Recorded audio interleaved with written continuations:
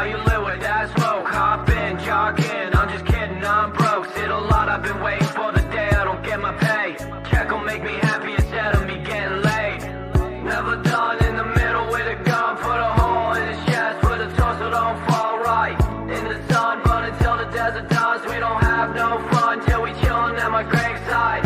I'll be wishing I'm dead, I've been missing my friends, get me out of my head, all the letters I sent. I'll be wishing I'm dead.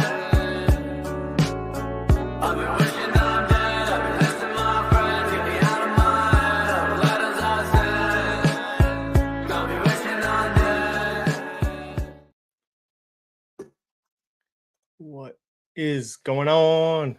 I think we're there. Hold on. All right. I think we're ready. Intro. Okay. Yeah, there's only like 7 people in here anyway, so why do I do this? I don't know. So hold on. Just give me a second. I was watching a bunch of other streams on Monday. I'm like, oh, the SCHD recomp. So all the dividend channels were doing that. I was kind of intrigued. So I don't know if I would go over it really. So anyways, there was a few things I kind of think are interesting recently. Maybe I can give you a break from focusing on NVIDIA and Bitcoin. So how's everyone doing? We got, let's see, Amazon 100 trillion with their portable housing. Portable, what? Amazon portable housing. All right, let's see. I did see there was this engineering firm this weekend. They will print you a house using AI. So, I mean, I don't know how that stands up to code, but it's like they have the software where you type in what you want and it just, the AI creates a house for you. And then they give you the blueprints. And then I guess there's other firms that can 3D print you houses. I'm like, who's this applicable to? Like, who out there is building their own house like that? Can't be that many people. Oh my God. Is this, you can't be talking about this. This is what you're talking about. Is this legit? Oh my God. Look at these little things. This would not fly in New York. And I would be pissed if my town put these in because these would probably get the friggin' well, here's the conundrum I think for towns. Like my town's problem is that there's not enough land. Basically, every piece of land has been spoken for. There's no big tracts of land anymore in my town. It's a big town too. So the problem is not businesses coming in. It's controlling the businesses that are coming in and making it make sense for the local area. So like modular houses are worth less than a normal built house. So you could argue, okay, if it's worth less, it's then going to cause less market value, which affects taxable values for the towns. So those modular houses have always kind of concerned me about like, are they really the next thing in housing? But interesting. I mean, I guess if you want a lake house or something, this is kind of cool. These little things. You could put one right on a lake, maybe. That's cool. All right. So let's see. I'm sure more people come on the recording. AI gives everyone open concepts. Jesus Christ. So I saw some cool, or I was listening to some podcasts and I don't really follow foreign markets. So, you listen to podcasts during your workday and you write some stuff down and then maybe you look at it on the weekends or at night, see if there's anything interesting to you. So I used to be like all US stocks for a long, long time. And I've started to kind of see the other side, let's say to some degree. I am actively bringing in more foreign investments. I think I'm 30 or 32% of my retirement account is foreign now. And then I'm at 20-ish% in my Roth, I'm going to probably bring that up to about 25% foreign investing at this point. So I do see some opportunities. I don't specifically do just like ex-US. I think I don't like that investment. I just going ex-US, meaning you just market cap weight the rest of the world. There's parts of the world I have problems with. I'm a military person, so there's parts of the world I don't want to invest in, and there's other parts of the world that concern me.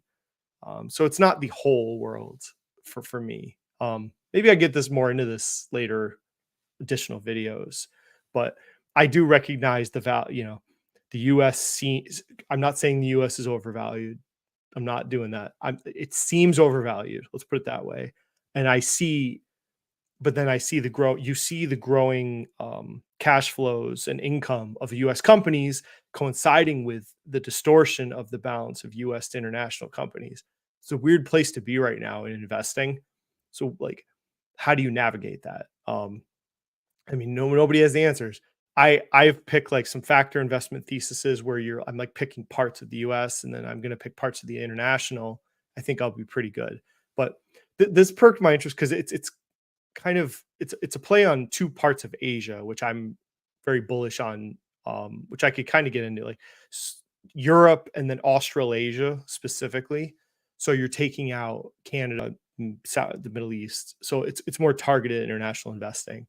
But part of it would be South America or South Korea and Japan. So apparently there's this active push, and I heard about a few podcasts that South Korea and Japan are actively trying to push away the stigma, which I think they both use this term value up program. So they're trying to get rid of the stigma of these, like, to lack of a better word, these value trap companies that don't grow cash flows, they're not efficient, they don't do things for investors, stuff like that.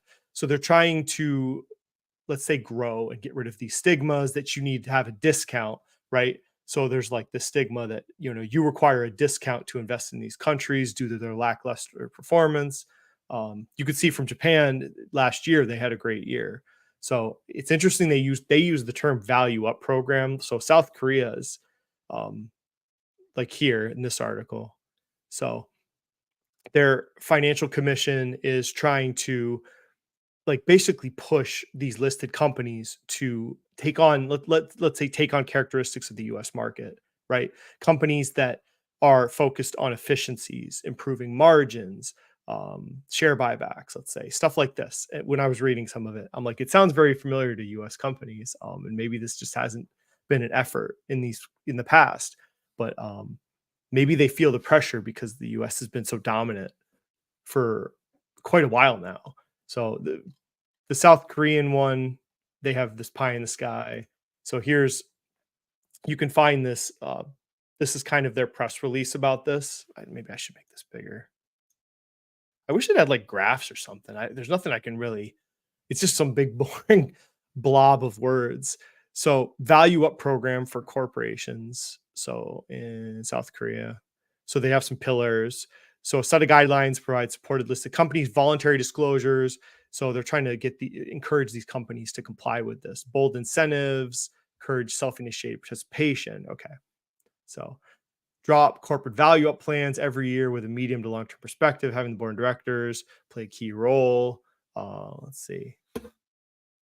Assessing companies' initiatives and performance aimed at enhancing corporate value, enabling investors to make investment decisions accordingly. So they're trying to create this, nudge these companies like, hey, it's voluntary, but if you do this, if you play ball with us, it's going to be worth your time. Which is a different approach to, like, just creating a law and hitting everyone over the head with a hammer. So it's kind of funny. They actually put it in Q&A. Is it possible to resolve the Korean discount with this program? So, and like they're hitting this head on. It's interesting that they're not abashed about this, what they're trying to do now.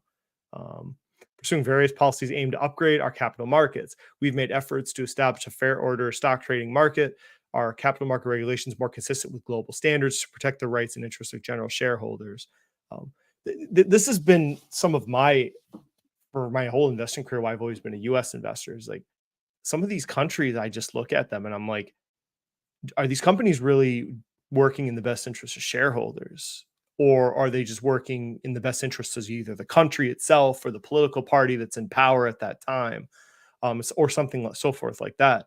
And it was never very clear. Like the U.S. is kind of a unique animal, where that these companies are unabashedly for shareholders, and they make decisions exclusively for shareholder rights. To a lot of people's chagrin, politicians get mad when they do mass share buybacks, when they do layoffs. But it's why our stock market, you could argue, has performed so well. These companies work for shareholders specifically. You can't argue any other. They work for shareholders. Some countries, it's not like that. It's really not. Like, and then you get these weird, if the government has a decision making ability in the company. Okay, what if the company needs to make mass layoffs, right, to save money?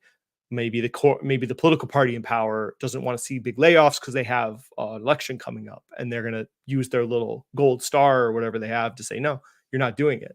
So that's not efficient for shareholders.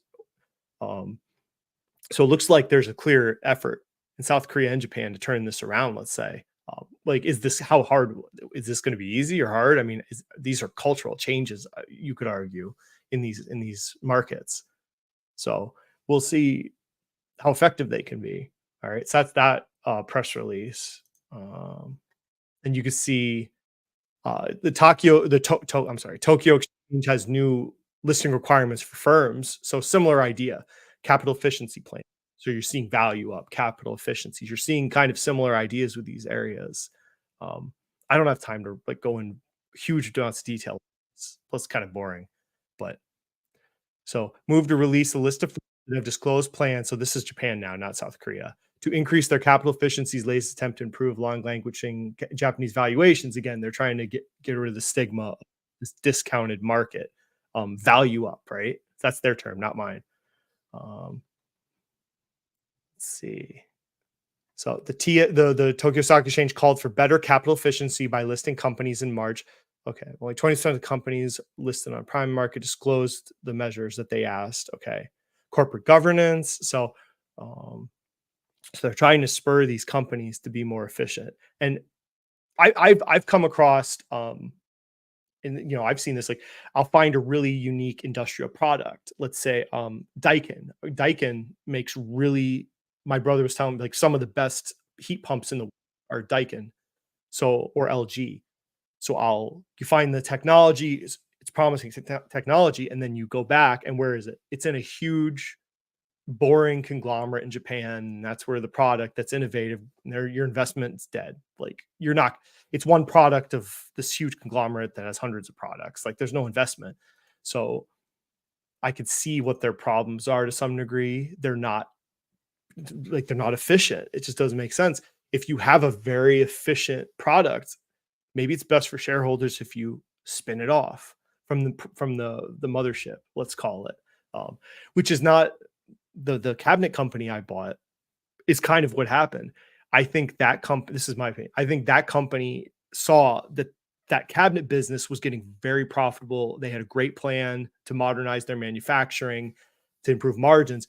And they thought it'd be better for shareholders if they spun it off of the conglomerate company, which just acquires brands in the home segment. That's all the company was doing. I think its name is Fortune. Basically, they're in the business of just acquiring brands, any brand in home related businesses like faucets or locks. And then they control the brand, the marketing, and so forth. But they spun that off, that master brand's cabinet company. They didn't publicly list it. They only issued shares to the company shareholders. So you could argue they're unlocking the value. So maybe this is a way that they're going to go in, because I could tell you right now, there are so many, I think, opportunities like that of spinning off very high potential, high margin growing products off of these really dinosaur companies in Japan, especially. But is it cultural? How long could this take? Is this something that they would actually do? This is like embedded in the US market, this type of activity. You just don't see this in places like this. If they could really pull this off and really make it improve the markets through their, like, it's kind of interesting to see the exchanges actually take a role. How much is this political, and do they have the political will to follow through with this? It's something we should all probably keep track of. This could unlock some value of some foreign markets that have not been there before. It's not easy to buy individual stocks in South Korea. If you're a citizen, you just set up a local brokerage, buy on the foreign exchange. Okay. Yeah.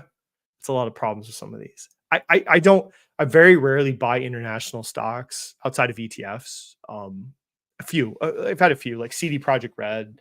I had a drone company from Australia. I still do actually. But yeah, it's not easy. If they don't have like an official ADR, which a lot of these you just won't. Google has bigger market cap most of these countries' markets. Yeah. Oh yeah, definitely.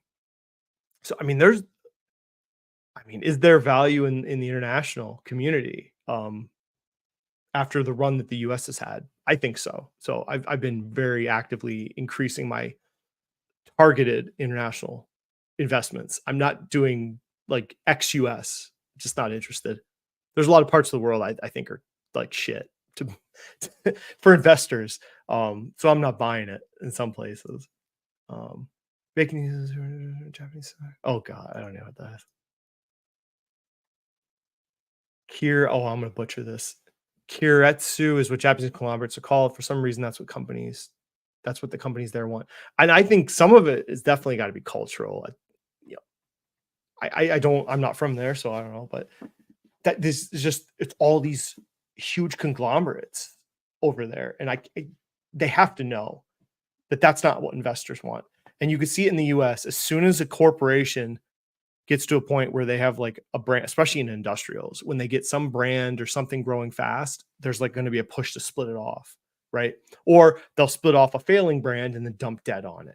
So this is part of efficient markets, you could argue. Drug companies have been doing this for a long time. Lots of different corporations. 3M is about to do this. Basically, you follow Kenvue and J&J, and they're going to spin off their healthcare segment, dump some debt on it, and try and reinvigorate the brand. All right. So if it works, then, GE, think about GE. Like GE was a dead company and then they split it. And that plan so far has been fantastic for shareholders that they split the company into three. We'll see. It's still newer, but GE Health has done amazing. I think they just did the second spinoff of the aviation and the energy business. So we'll see. But that doesn't happen in a lot of countries. They just don't have that push. What Warren Buffett is doing something different. He's timing another country. I don't know what Warren Buffett's doing about this. Let's see. What up, Lincoln? Lincoln is in the house. Fake alias change my IRAs. Did he? Oh, I don't have all my investments in tax advantage retirement accounts because I like to have liquid assets. Obviously, if you put all your money in Roths and 401ks, there's penalties and I like to keep a personal brokerage as a significant portion. So I'm not solely focused on being tax efficient. Let's say I'm also, I like to have cash options available to me. I don't like to take any options off the table. But hell, someone could propose buy part of a bar and I can listen to them and I could maybe make it work if I wanted, but I don't know. It's straightforward to buy stocks in Japan. Yeah. South Korea is an interesting one because there's some ETF companies that make South Korea developed and some still have them as an emerging market. So they're kind of like, I remember, but there's one in particular, they made the decision to make South Korea developed world ETF. Most of them, it's in emerging markets so far, but it's kind of like on that threshold. Like Singapore, I think you used to be kind of on that threshold, which I think is mostly developed world at this point. See. When are you going to debate Strongman? Yeah. I think he's busy with tax season for a while. Okay. So housing market. I have not given up on the housing market. So I just made my investments and I've kind of moved on my investing process, but I feel pretty good with what I have. I have HVAC companies. I have a industrial fastener company. I have my cabinet company. I don't know. I feel pretty fine. I don't think I really want any more. I'm pretty good with that. But you're seeing slight promise. Nobody's like ecstatic. And like my whole thesis, if you were watching last year, I'm like, we don't need a ripping real estate market. No one's saying that. I'm not saying that. We just need to go back to normal because it was so depressed last year with the interest rate hikes. Um, since the Fed started. Like we just need to return to normal housing activity. So if you're thinking you're an idiot if you think housing's going to boom again. No one's saying that. So they're starting to see slight upticks in homeowner sales and interest, like in a lot of metrics I've looked at, start slightly positive. So this is what you're getting these days. Um, so other things that could spur maybe more housing sales is the change. I don't know if you've all heard. So there was a huge decision that my thing keeps pinging. It's driving. Sorry. Hold on a second. Okay. So the realtor association lost a huge court case. They had a settlement where basically they cannot do as long every house I've ever bought. I don't know if you've never bought housing. You had to pay 6%. It's just the standard how it is. You paid 6% in brokerage fees when you sold the house, and you paid the split was usually like 2.5, 3.5, something like that, to the people that were buying's agent and the seller's agents. So, but you were paying both agents out of your selling of a house, which means you're paying all the fees. So it's less of an incentive for you to sell your house because you're paying 6% brokerage fees. And when you're selling $500,000 house, you feel it. So they lost. So basically, there are no rules now about retail or real estate brokerage fees. I should talk to my real estate agent. I'm kind of curious. Or I haven't had time to talk to her. But I've seen some articles. They're saying some people are saying up to half of the real estate brokers and agents in the U.S. might quit because it will be untenable now for them to operate. If you're not getting that 6% on deals, now you got to renegotiate and it's probably going to go down. Inevitably, they're going to get less. That means the smaller agents that only sold a few houses, it just won't be tenable anymore. You're going to see these part-time, retired weekend warrior, half interested real estate agents out, right? It's going to be the top half.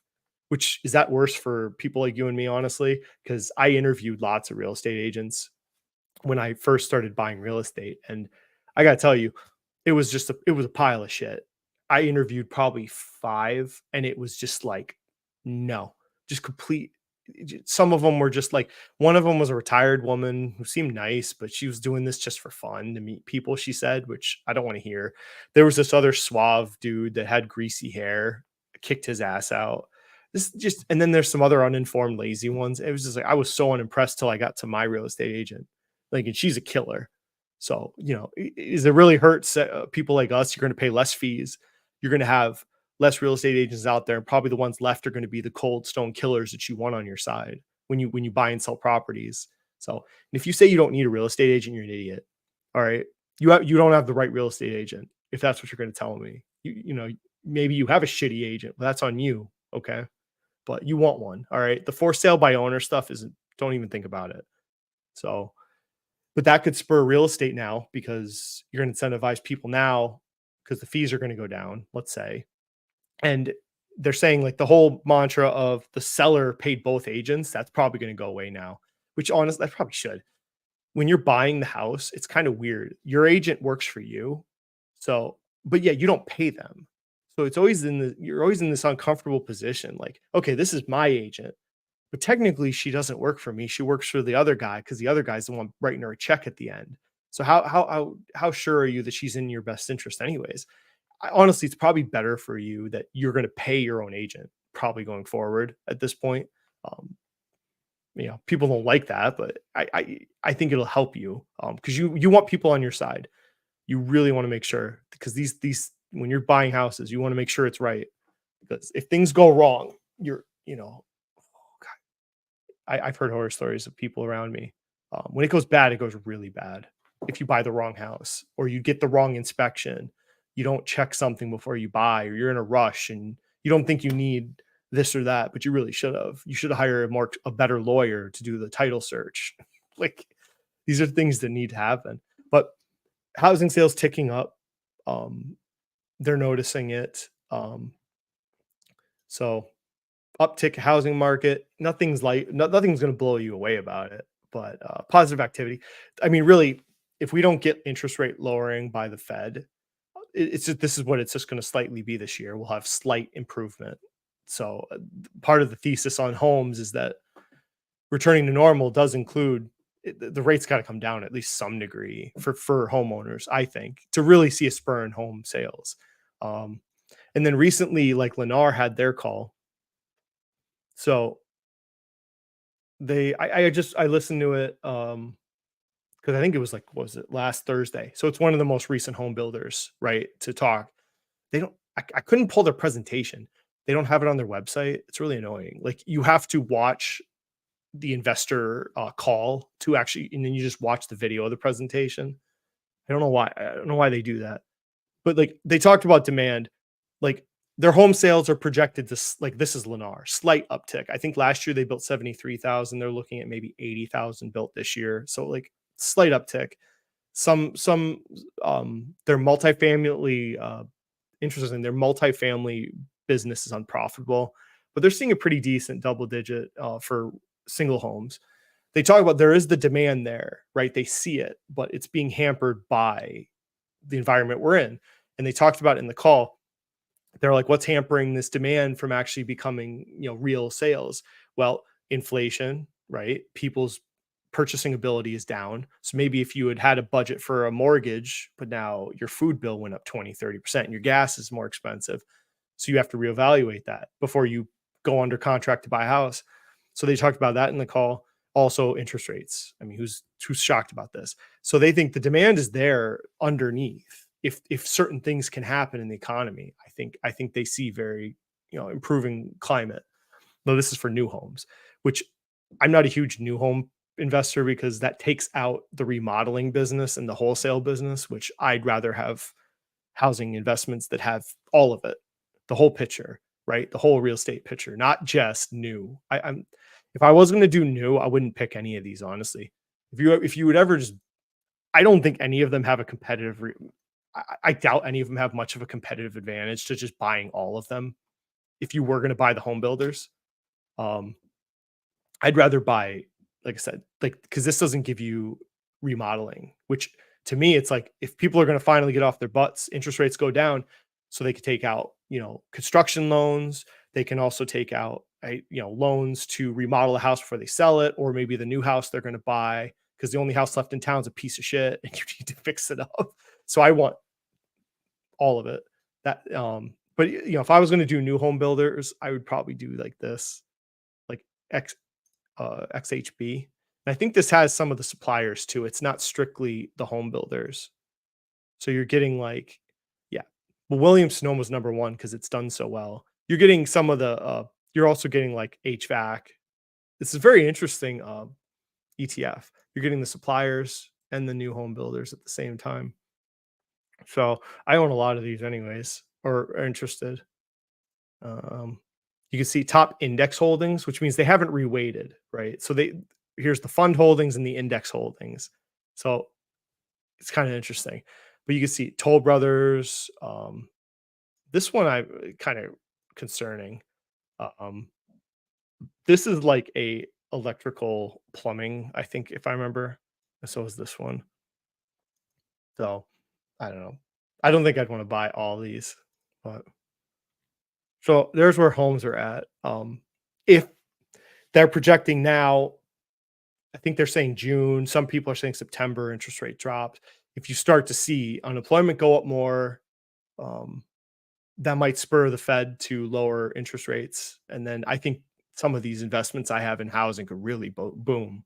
Because we could ramp it up. And like I said, nobody's saying that housing has to explode. It just has to get back to normal. Okay. So just get your expectations in line, I think, if you want to invest in this type of thing. So they're doing a 401k Roth debate again.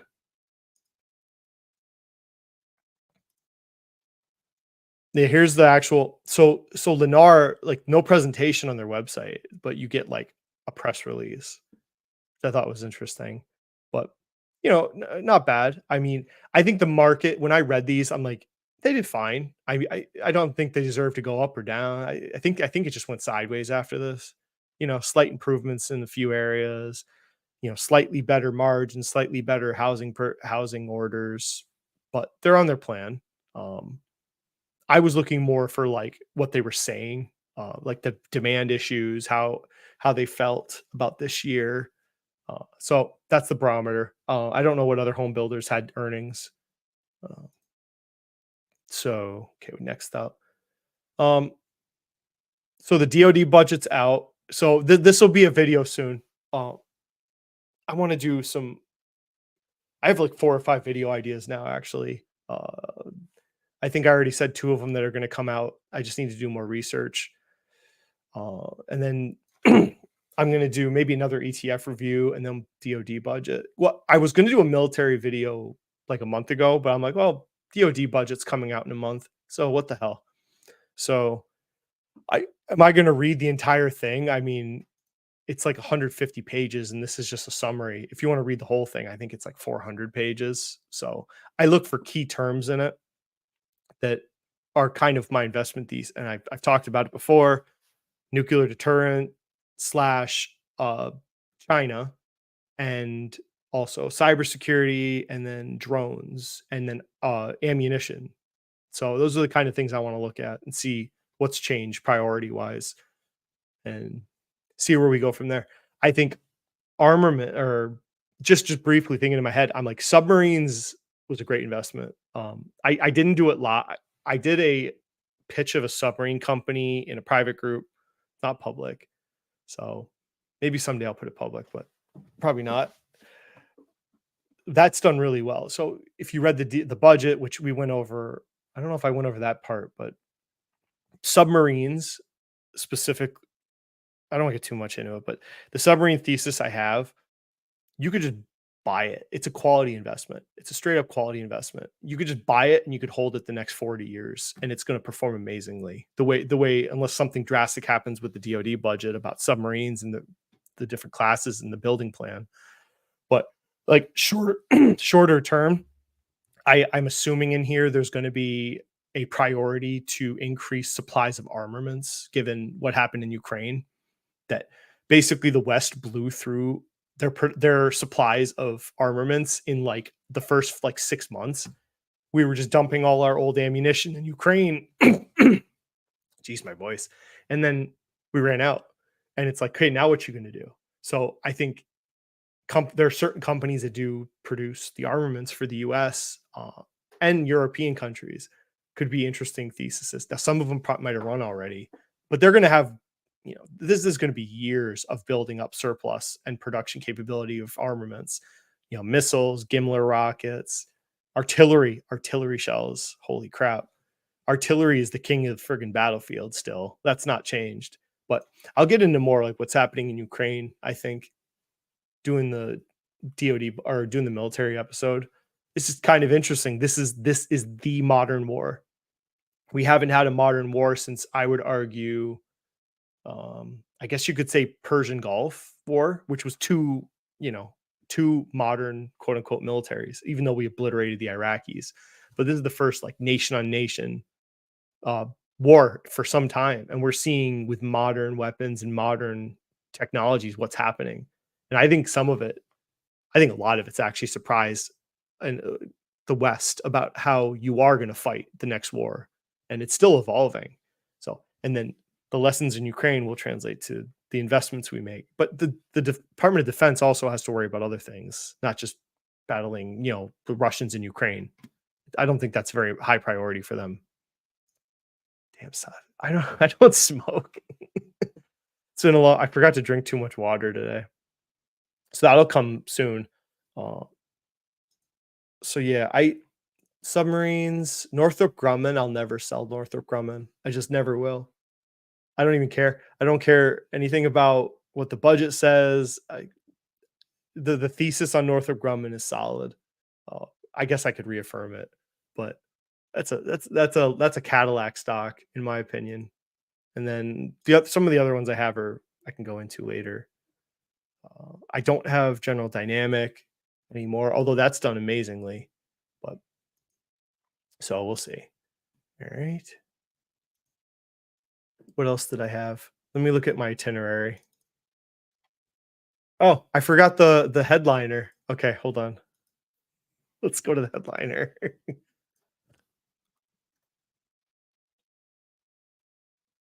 Oh, look at this! Look at this bad boy. I love that. This is just your reminder if you're following me that SoFi is a pile of garbage and you made a big mistake buying it. There you go. So people don't like to have strong opinions, I guess, because then you could be wrong. I'll just tell you, you've made a huge mistake buying this. This is a pile of shit. Um, the whole idea that fintech is the best like option for investing. You want to be like this innovative growth investor, and fintech is the way you're gonna, become a growth investor.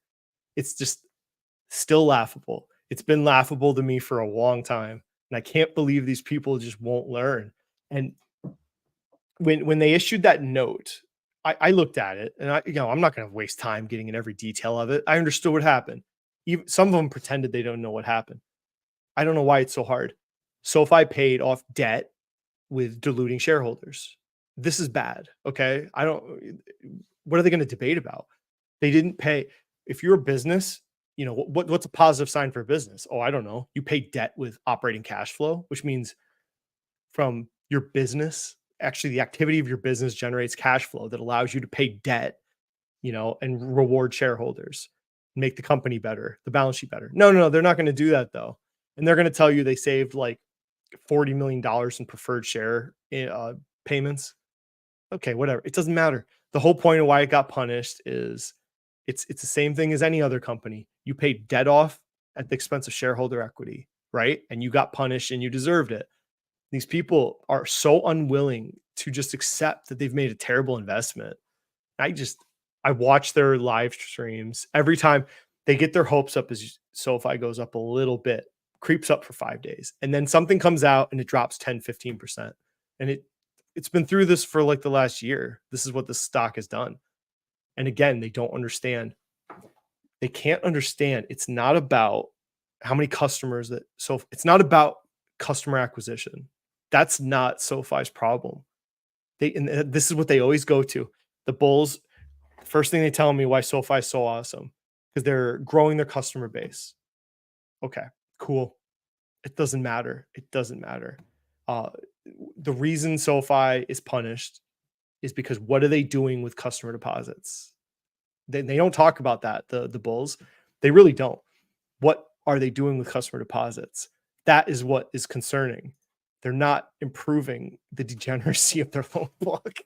And there's always going to be this fear with this huge personal loan balance that if the economy goes a certain way, if the Fed goes a certain way, you're going to get wrecked, right? If interest rates don't go a certain way, if unemployment goes up, there's so many things in the economy that will scare the crap out of investors to bail on SoFi.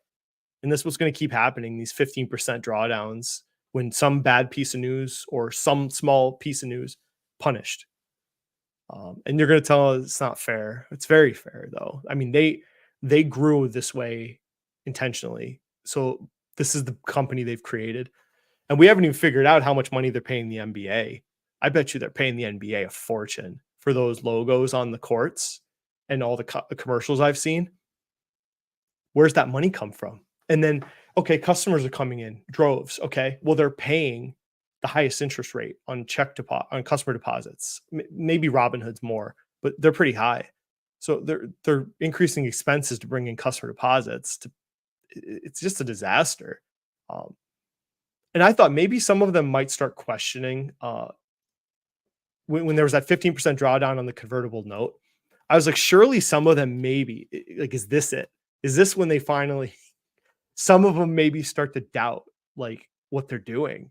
Like this guy, it's like, of course he does very clickbaity, right? So he got like You can see the fire. He puts the fire in the background and he starts constant pain, which this one was fun. This one was very copium filled. Mind you, he was buying this in the $12-15 range. So he's crushed on this investment. But like, I mean, he does this clickbait. He's like, no, I ain't going anywhere. I'm like, well, you're an idiot if you don't reassess. I bought BarkBox as a SPAC and I realized I made a mistake and bailed. So it's okay to change your mind as an investor or to like sell down to like a 5-10% position and move on with your life. But no, they're going to keep on doing this. That now the thing is they're saying it's unfair. It's 7. It should be like 12 or 14 because the market cares how fair it is. That's right. The market's all about fairness. No, the market rewards good companies that pay their debt with operating cash flow and not convertible note shit. Oh, here you are. You wanted to be a growth investor, right? What'd you do? You bought a bank. That's so innovative. What an innovative growth company you have. You know what? Let's look. And again, I am a vastly better growth investor than you. How do I know this? Here's my growth ETF, which is most of my growth investing. And maybe I could put what, PayPal? Throw PayPal in here. Because you thought the key to being a growth investor is, by golly, I'm a fintech guy because I like banks. I like money in banks. I'm going to be a fintech investor. You're just getting wrecked. And it just gets worse over time. And the underperformance just gets worse and worse. Any time frame I put up here, I'm sure. Yeah. Any time frame I put up here, SCHG, which is to me the best growth ETF in America. So here it is. Every time frame I can put on here, except for let's see. Is there any? No. No. Every time frame SCHG wins. Every time. Okay. Oh, 1 month PayPal is better than SCHG. There you go. There's your shining light. But fintech is such a crappy. It's a bank, people. It's a bank. You're always going to be valued at a multiple of a bank. No one's ever going to look at Galileo and value you like a tech firm or a software company or SaaS. This is not happening. So you carry all the risks of a bank because you have a bank charter and you have all the risks related to a bank operation that you can be seized by the freaking government. And you have to have, you have to have all this heavy regulated environment that can mess up your company. So here you are. What a great growth investor you are. So good for you. So we'll keep following this. Oh, no, they're all like, oh, PayPal's turning it around. I'm like, course, it's always turning it around, right? How long has PayPal been turning it around? So common stocks, uncommon profits. He probably, I think you're talking about Tanner. These guys just, of all the growth investing, like to me, it's like cybersecurity, really cool investing thesis. And then I would say, honestly, HVAC companies have a really good growth trajectory. I think I'm very excited. Like, I'm very excited about Trans future is one of them. I've had it for a while. Like, would you call that a growth investment?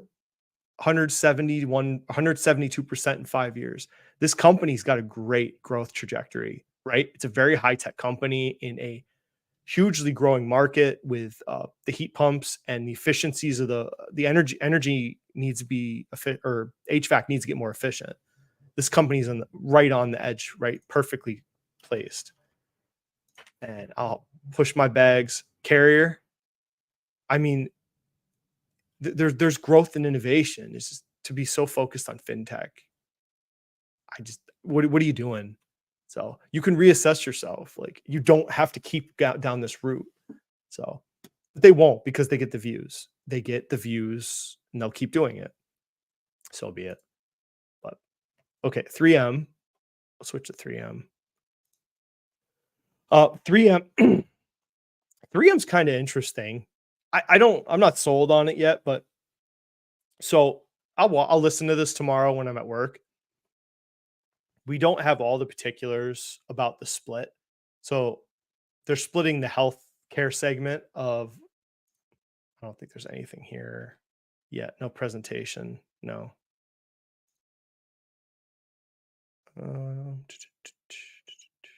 So you can read the split off document if you want. They've had a few documents. So They talk about the stock distribution. I don't want to buy this till after the change. So let me have this. Solventum. Solventum focused on better, smarter, safer healthcare to improve lives. Okay. Leading healthcare company. So there you go. So this is the type of products from 3M: med surge, dental, health information, water purification. They're going to spin that off, pack some debt on it, which they always do. And off they go. So the idea is this the turnaround, right? So this by itself, is this the turnaround? No, not yet. So this is like, if you drew like 5 things, so like say you were to draw 5 things that you want to see 3M do for it to be an investment for you, which is like what I did for Disney, which I just sold. But okay, what are those 5 things? You really think about it. And can they achieve 3 of those things? Okay. Don't look at the last 12 months, because it's going to be a new company. That's not telling you much. So you got to look, who's the new CEO? Is he going to impart a vision of what 3M will become? If this investor day, I would hope he would say something meaningful tomorrow, or I'll be watching what he says. So is there going to be a change in how did 3M get to the place they are today that made them a terrible investment? How does that get better by this spinoff? I'm not answering this for you. You should answer it yourself. I've done turnaround investments before, and they're hard. They're the hardest investments you can make, I think. And people take it very lightly. Oh, company's low, single digit PE, new CEO, they spin it off. There you go, buy it. I mean, maybe you should probably look at it more than that. Ford, Jim Farley imparted a vision of Ford when I bought it on the turnaround.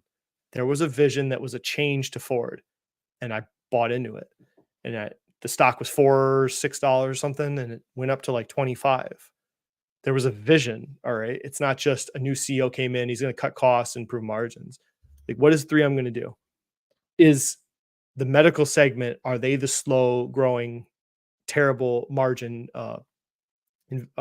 products that they need to get rid of? So that's first idea. How much debt is it a meaningful amount of debt? Is it going to help improve cash flow? If they're still this barely profitable company or kind of pathetic cash flow, then the debt pushing off doesn't matter, right? If you're terrible with your money and you just push your debt on to someone else, you're going to just fill that debt up again. So, but something gives me promise is that J&J just did this. If you think about it, Johnson & Johnson just literally did this with Kenvue. They spun off their healthcare segment. Why did they spin their healthcare segment off? J&J said it was because it was slower growing. So I don't know if we've heard that from 3M, but they're similar, right? Similar spinoffs in theory. So my idea is, does this make them a leaner, meaner, more focused company on adhesives, building products, the sandpaper they make, are those the better, more higher margin, better promising products? Are they going to lean out their product lines additionally after the split?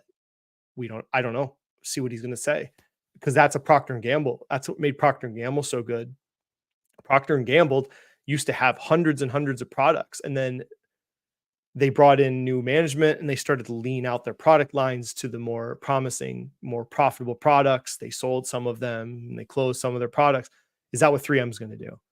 I mean, he's not a Procter & Gamble guy. The guy that's running it's a L3 Harris. So he's a military CEO.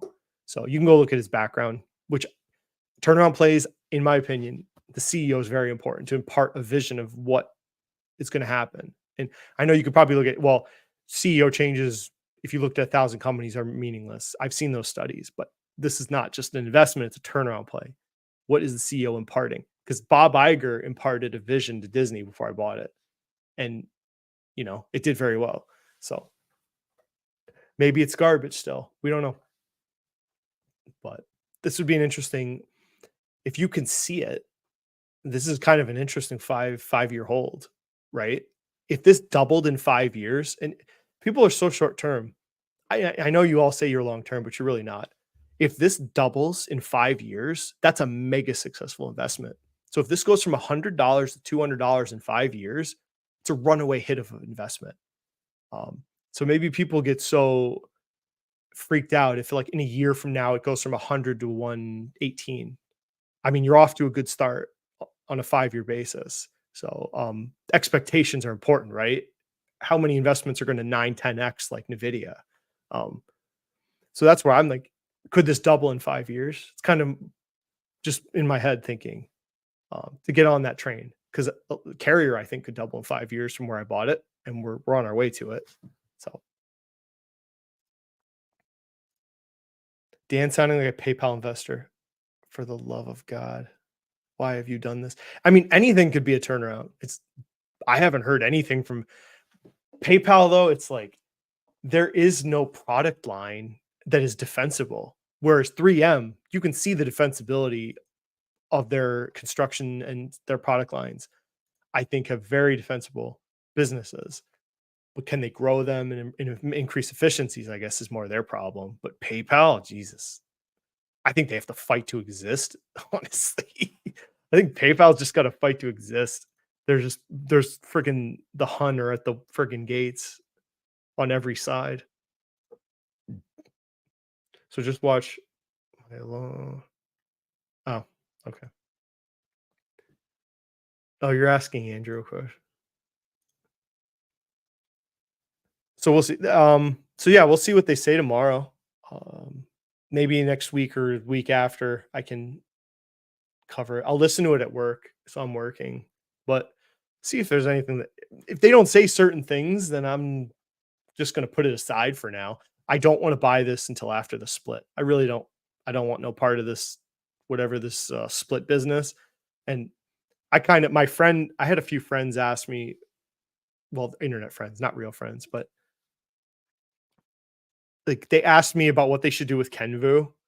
Um, I said I'd freaking sell that thing in a heartbeat after I looked at it. And they all thought, no, man, the dividend yield's really high. What are you talking about? They're really cool brands. I'm like, it's not why they spun it off. Okay. They would, if it was valuable, they would never have done it. So, I mean, this is about what I expect. I mean, no, we're not going to zero, but this is what, yeah, it was 25 when they did the spinoff. I think 25 or 26. And here we go. It's like $20, whoop-de-doo. So not interested in some shitty spinoff. So healthcare. Oh, I'm not even going to look at Cigna. Oh, healthcare has been a bane. I'm not a big healthcare investor fan. I'd rather stick to military, industrial, and retail, cybersecurity. Well, if I remember, I don't remember the exact details. I think, I mean, you can look at the details. I don't remember if they had to take the Kenvu shares or if they could just elect to keep their Johnson and Johnson, or if they got cat. I don't remember if they just closed it before. Same with the 3M. You can look here and so here you go. Holders of 3M will be entitled to receive 1 share of Solventum common stock for every 4 shares of 3M on March 18th. So it's okay. So today's the day you would have gotten it for record. The distribution expected part opening, tax free. Yeah. Can you opt out of getting it? And if you opt out, does that mean you get more 3M or do they give you cash? So I'm everyone who had 3M got these details from their brokerage, and they're not all the same when they do these things. So, but so like I said, in summary, like it's on the table, I guess you could say, as an idea now, and it falls into like housing and construction to me. So I've always had like this love-hate relationship too with, I should say, I've wanted to really like this company since they did the spinoff of Dow, DuPont, and then the fertilizer company. It was 3-part split. So I've like wanted to really like this company as an investment because it would fit nicely because I don't have like this type of an investment. But you can see like the stock's been a roller coaster. And I've had it on and off, not too seriously of an investment. So they do like the advanced when they broke up. Dow got like all the boring old businesses that are like stable long term, but not really like growing. And then DuPont was supposed to be the new innovative chemical and fabric products. So this was the intriguing one to me. but like this stock's been a roller coaster, and they're the original company, if I remember. So they get all the lawsuits. They can't escape those lawsuits about like chemicals and forever chemicals. They're in it too. So it's not just 3M. So it's the risk you take with these chemical companies. But it's always fascinated me. So I guess I could say that far. Trying to get out here. Oh, what's he talking about?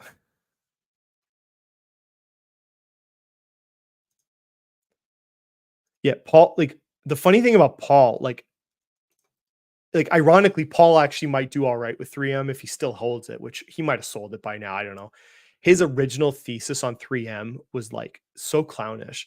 He just he looks at like the past 12 months of performance, and then he does 10, 20-year projection models that just do linear projections, assuming like a steady growth rate.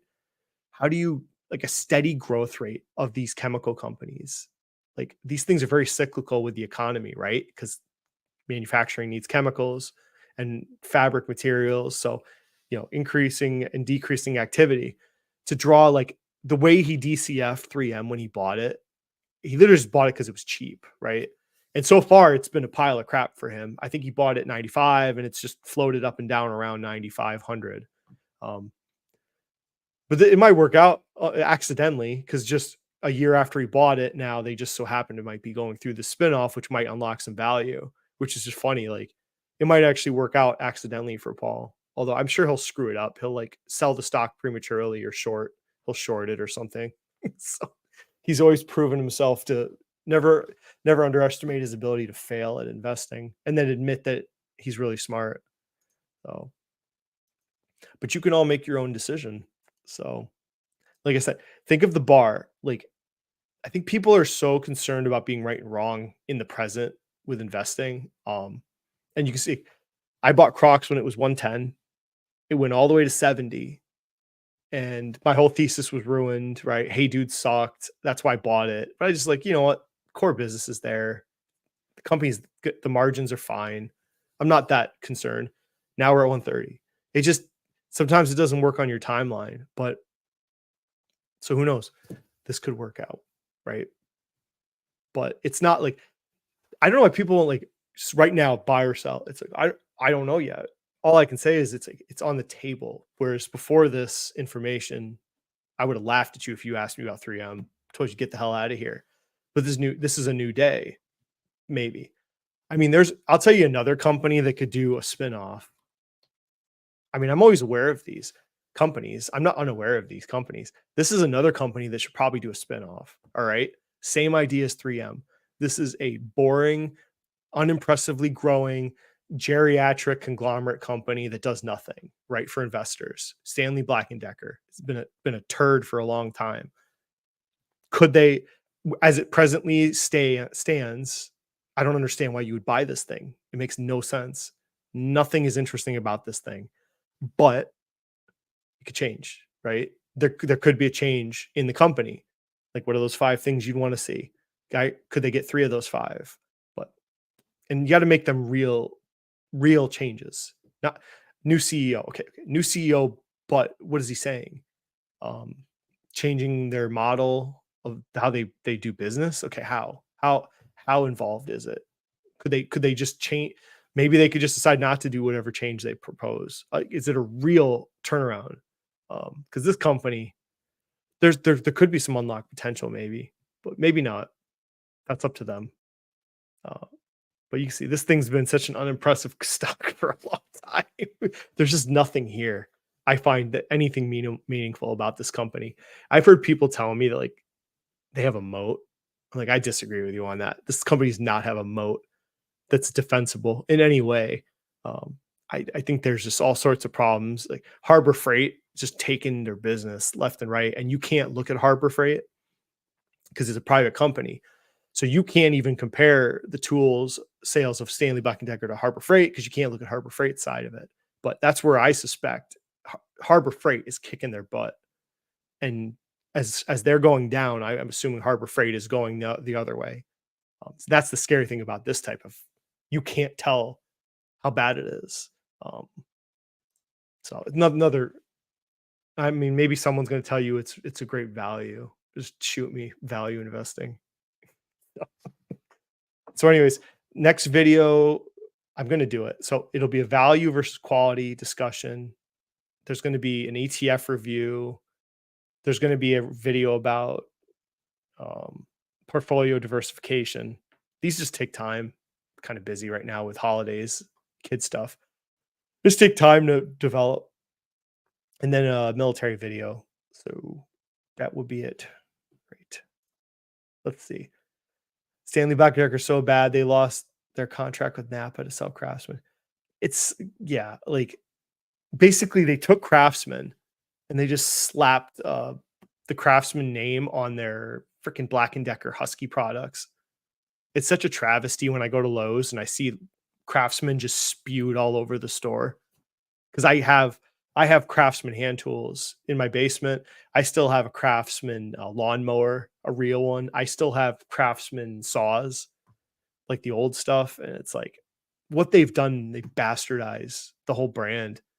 Like it just sucks. And I blame them for it because they could have probably come out with a real Craftsman line. They could have used the old Craftsman factories, I think, but they didn't. They just slapped it on what they already made, which questionable quality tools.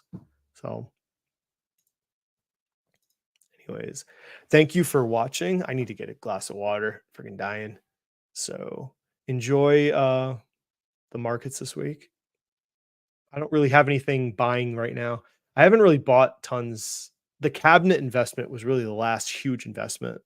Kind of looking at military infrastructure. There's one move I made I don't really want to talk about yet, but anyways. So, all right, have a good week and we will see you later. Wait, what should I play? Okay, we'll play RoboCop. Bye.